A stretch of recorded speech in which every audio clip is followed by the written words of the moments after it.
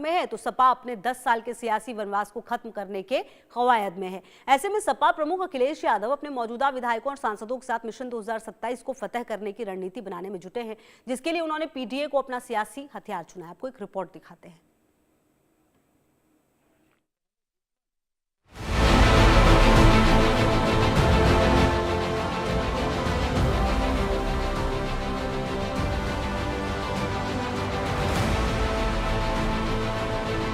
उत्तर प्रदेश में अगले साल चुनाव हो, लेकिन चुनावी शंखनाद हो चुका है। सियासी पिच तैयार की जा रही है। नेता अब पूरी तरह से चुनावी मोड पर आ रहे हैं। समाजवादी पार्टी के अध्यक्ष अखिलेश यादव भी लगातार अलग अलग मुद्दों पर सरकार को घेरने की कोशिश कर रहे हैं। जहां एसआईआर और पीडीए पर लड़ाई चरम पर है, क्योंकि यूपी में सपा के लिए 2027 साख का सवाल बना हुआ है।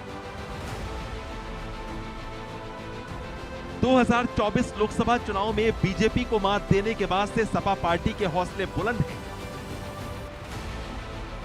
2027 में हर हाल में जीत का स्वाद चखना चाहती है, इसलिए अखिलेश यादव अभी से अपने सिपाह सलारों के साथ सियासी मंथन में जुटे हैं।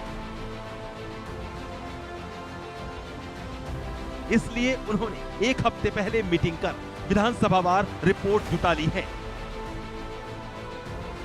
वहीं सूत्रों की माने तो रिपोर्ट के आधार पर तय किया गया है कि सपा इस बार टिकट वितरण में कई फॉर्मूलों को आजमाएगी। सपा सीट के जातीय समीकरण को ध्यान में रखते हुए उम्मीदवारों का चयन करेगी। इसके अलावा जिसका अपनी सीट पर जातीय समीकरण पर सबसे ज्यादा पकड़ होगी, उसे ही इस पर चुनाव लड़ने का मौका मिलेगा। यही वजह है कि दावेदारों को इस बार सपा का टिकट पाने के लिए लोहे के चने चबाने होंगे। सपा मुखिया अखिलेश यादव पीडीए के नारे के सहारे अपनी चुनावी नैया पार लगाने में जुटे हैं। एक बार फिर अखिलेश यादव ने पीडीए को हथियार बनाकर मौजूदा सरकार पर हमला किया है।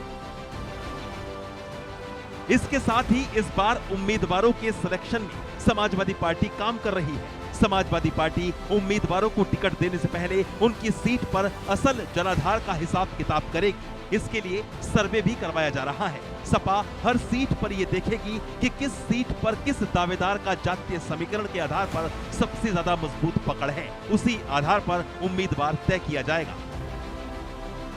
सपा टिकट के दावेदारों की जमीनी पकड़, क्षेत्र में सक्रियता, संगठन से जुड़ाव और जातीय समीकरण की पकड़ को परखने के बाद फैसला देगी, जिससे साफ है कि सभी मानकों पर खरा उतरने वाले दावेदार को ही टिकट मिले। सपा मुखिया अखिलेश यादव लगातार पार्टी कार्यकर्ताओं से मुलाकात कर रहे हैं और उनके फीडबैक ले रहे हैं। इस तरह समाजवादी पार्टी आने वाले विधानसभा चुनाव के लिए डेटा सर्वे और जमीन